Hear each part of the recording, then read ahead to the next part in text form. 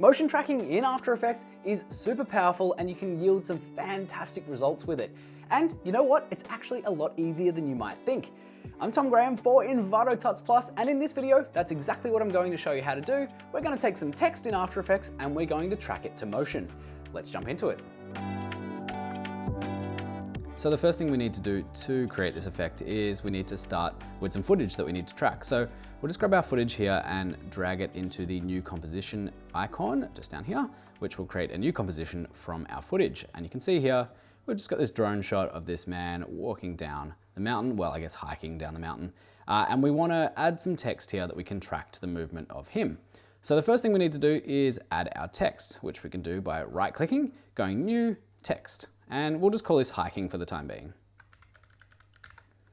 So now if we play that through, you can see the text just sits statically atop the footage and it doesn't track along with it. So obviously that's where tracking comes in.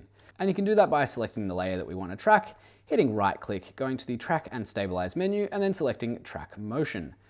Now when this comes up, you'll see the tracker box opens up here on the right-hand side, and then we're given a tracking point in the middle. So the tracking point that you get is made up of three things. It's made up of the search area, which is the larger box on the outside here, and that tells After Effects which area you want to search in. So it'll search within this box, but exclude everything around it. And that just makes sure that you're not being too processor intensive. Now the middle box, that's going to be the feature region. That's telling After Effects what features to look at within the box. And then the crosshairs are your actual tracking point. So making sure that we're at the start of our timeline here with our player head, we're just going to grab the box here and put it on the region where we want to track. Now for me, I'm going to use the hood here on the back of his shirt, as I think it's probably got the most contrast with the sky behind it. And you do want to find an area of good contrast to try and track things through more easily. If you try and track something through on the mountain here or in his darker clothes, we're not really going to get a solid tracking point the whole way through the piece. So try and find something with nice contrast. And if I click this to zoom in, you can see there's some nice contrast between the sky and then his hood and then his head here. So we'll just kind of add it here, and you may have to try this a couple of times just to get a nice smooth track, but we'll give this one a go and see if this actually works for us. I think this is a good little area. Maybe we'll give this a little bit more of a search area here. Now when you're ready and you're happy with your tracking point, you can go over into the tracker window and hit the play button down here, which will analyze forward, and that will just track frame by frame. You want to keep a bit of a half eye on it as we go through, just to make sure that tracking point stays where you want it to stay. Now, while this is going, this is a great opportunity to tell you about Envato Elements, which is our sponsor for this video.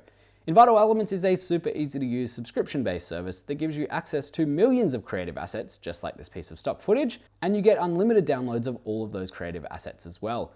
And there's things like stock footage, video templates, stock photos, music, fonts, and heaps more. So to learn more about Envato Elements today, check out the link in the description below, or go to elements.envato.com. Now that our tracker has finished and we're satisfied that it's stayed in the same place all the way through, we can apply that to our piece of footage. But first we just want to edit the target. And basically that just means we're making sure that the tracking data is going to where we want it to go. So if you hit edit target, you can see we've only got one option here, which is our hiking layer. But if you had multiple options, you can select the one that you need to select. So we'll select hiking, we'll hit OK, and then down here we'll just hit apply. Now it's going to ask us here to apply dimensions to both X and Y, which is the X and Y coordinates. So we'll hit OK because we want to do that. And now you can see if we play it through, and I'm just going to select Command A here to select all and hit U just to close these down, just a little bit more screen real estate. If we play this through, you can see here that it's tracking with our man walking down the hill. So from here you can go through and you can change things like the scale of the text. You can change the anchor point to move it up or around in a better position for your composition. But what happens if you want to bring another asset in, but you don't want to change all of that tracking data or have to redo the track? Well, it's really easy. I'll just grab this little heart rate box that I got from Envato Elements. I'll drag this in and I'll just roughly position it where I want it to be. Let's just say we want it to be roughly above here. Now in this position, I can just grab the pickwick, which is this little squirrely thing down here, and drag that over to the hiking layer. And now you'll see that they're moving in unison. So that piece of animation that I've brought in, this heart rate box, is now tracked perfectly to the tracker one that we already had for our hiking layer. So there we go, that's tracking in After Effects. It's super easy, super simple, and you can get a pretty decent effect all with a couple of clicks. But now that we've got this nice little animation in from Envato Elements, the heart rate box here, I think we can change our hiking word here to be something a little bit more dynamic. And we can change that text without changing the tracking data, which is really good. So I'm going to go to our hiking layer here and just highlight that and then call it BPM. Because we want to add a little heart rate monitor here. And I'm just going to put a semicolon there as well. So now that's tracking along with it as we had. So what do I need to do? I want to add the BPM data here. So I'm going to right click and go new text, and I want to add a new text layer here. Now this can literally be anything. I'm just going to hit J to add a placeholder here. And I'm going to bring that J layer into line with our BPM here. Now the BPM, I think we've made it slightly smaller. So if I go to scale, yep, that's right, we're at 68. So I'm going to make that the same scale for our new text. And then I'm just going to make sure that this is all lined up correctly. So I want to make a dynamic number counter here to replicate the heart rate. So I'm going to hit the J layer here, make sure that's selected. And then I'm going to go up into my effects and presets and find something called slider control. I'm going to drag slider control onto our J layer. And then I'm going to twirl down this J layer to find text and then source text. I'm going to grab the pickwick for the source text, and then I'm going to move that up to our slider control here. And you'll see that that's now changed to a 0 and not a J, because now we're going to define a number range. Before I do that though, I just want to make sure that this is again in the right position as things have moved around a little. So I'm just going to make sure that this is selected, and we'll bring it down in line here. So I think that will work pretty well. We'll just zoom out to make sure that that fits. But as you can see, it's now not moving around because we haven't had that tracking data. So we'll just make our playhead at the start of our timeline again. We'll select this. We'll just go in, make sure it's exactly where we want it to be, and we'll again parent that to our BPM, which used to be our hiking text. So that's now tracked because that's where our tracking data was. So to make a number counter here, we want to twirl this down and we want to go to effects and slider control. And then I'm going to go to the start of our timeline here.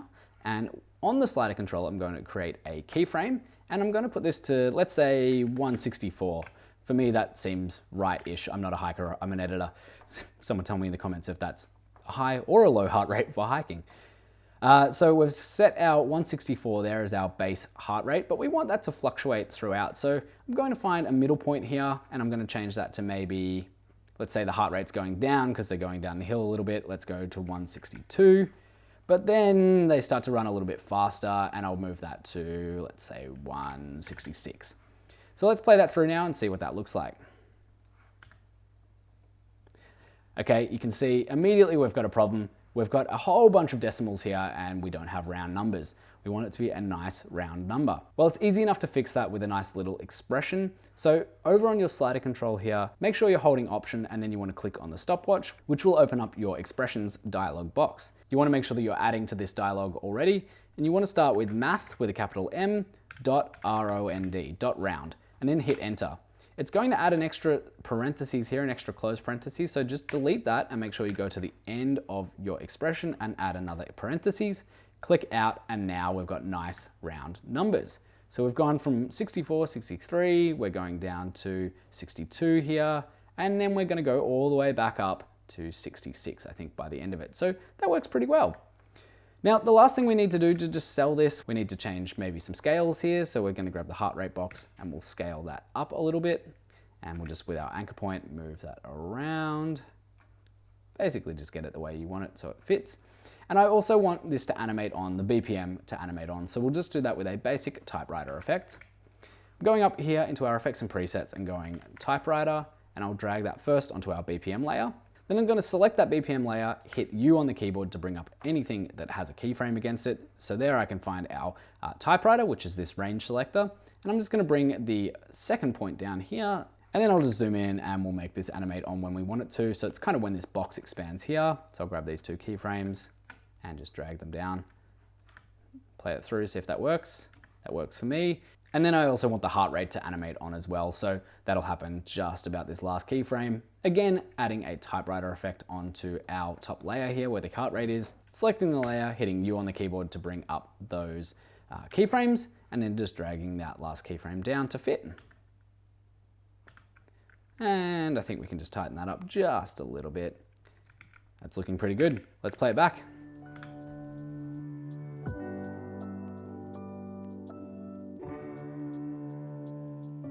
So I didn't lie to you. It's actually pretty easy, isn't it? Let me know what you're working on down in the comments. I'd love to know what you're using motion trackers in After Effects for.